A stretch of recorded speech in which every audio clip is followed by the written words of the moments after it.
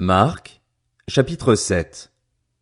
Les pharisiens et quelques spécialistes de la loi, venus de Jérusalem, se rassemblèrent auprès de Jésus. Ils virent quelques-uns de ses disciples prendre leur repas avec des mains impures, c'est-à-dire non lavées. Or, les pharisiens et tous les juifs ne mangent pas sans s'être lavés soigneusement les mains, conformément à la tradition des anciens. Et quand ils reviennent de la place publique, ils ne mangent pas avant de s'être purifiés. Ils tiennent encore à beaucoup d'autres traditions comme le lavage des coupes, des cruches et des vases de bronze. Alors les pharisiens et les spécialistes de la loi lui demandèrent « Pourquoi tes disciples ne suivent-ils pas la tradition des anciens mais prennent-ils au contraire leur repas avec des mains non lavées ?» Jésus leur répondit « Hypocrites, Ésaïe a bien prophétisé sur vous, comme il est écrit « Ce peuple m'honore des lèvres, mais son cœur est éloigné de moi. » C'est faussement qu'il m'honore en donnant des enseignements qui sont des commandements humains. Vous abandonnez le commandement de Dieu et vous gardez la tradition des hommes, car vous lavez les pots et les coupes et vous faites beaucoup d'autres choses semblables. Il leur dit encore, vous rejetez très bien le commandement de Dieu pour garder votre tradition. En effet, Moïse a dit, honore ton père et ta mère, et celui qui maudira son père ou sa mère sera puni de mort. Mais d'après vous, si un homme dit à son père ou à sa mère, ce dont j'aurais pu t'assister est corban, c'est-à-dire une offrande à Dieu, alors il peut ne plus rien faire pour son père ou pour sa mère. Vous annulez ainsi la parole de Dieu par la tradition que vous avez établie et vous faites beaucoup d'autres choses semblables.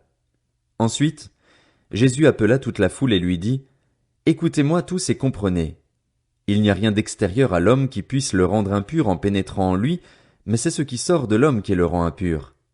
Si quelqu'un a des oreilles pour entendre, qu'il entende. Lorsqu'il fut entré dans la maison, loin de la foule, ses disciples l'interrogèrent sur cette parabole. Il leur dit, vous aussi, vous êtes donc sans intelligence? Ne comprenez-vous pas que rien de ce qui, de l'extérieur, entre dans l'homme ne peut le rendre impur? En effet, cela n'entre pas dans son cœur, mais dans son ventre, puis est évacué dans les toilettes. Il déclarait ainsi que tous les aliments sont purs. Il dit encore, c'est ce qui sort de l'homme qui le rend impur.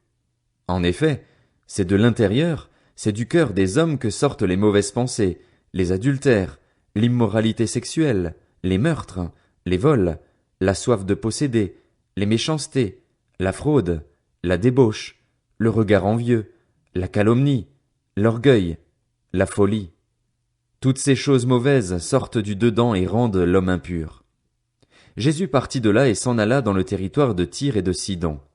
Il entra dans une maison, désirant que personne ne le sache, mais il ne put rester caché, car une femme dont la fillette avait un esprit impur entendit parler de lui et vint se jeter à ses pieds. Cette femme était une non-juive d'origine syrophénicienne. Elle le pria de chasser le démon hors de sa fille. Jésus lui dit, « Laisse d'abord les enfants se rassasier, car il n'est pas bien de prendre le pain des enfants et de le jeter aux petits chiens. » Oui, Seigneur, lui répondit-elle, mais les petits chiens, sous la table, mangent les miettes des enfants. Alors il lui dit, à cause de cette parole, tu peux t'en aller. Le démon est sorti de ta fille. Et quand elle rentra chez elle, elle trouva l'enfant couché sur le lit, le démon était sorti. Jésus quitta le territoire de Tyr et revint par Sidon vers le lac de Galilée en traversant la région de la Décapole. On lui amena un sourd qui avait de la difficulté à parler et on le supplia de poser la main sur lui. Il le prit à part loin de la foule, lui mit les doigts dans les oreilles et lui toucha la langue avec sa propre salive. Puis il leva les yeux au ciel, soupira et dit « Ephphatha », c'est-à-dire « Ouvre-toi ». Aussitôt ses oreilles s'ouvrirent, sa langue se délia et il se mit à parler correctement. Jésus leur recommanda de n'en parler à personne, mais plus il le leur recommandait, plus il le proclamait. Rempli d'étonnement, il disait, « Il fait tout à merveille. Il fait même entendre les sourds et parler les muets. »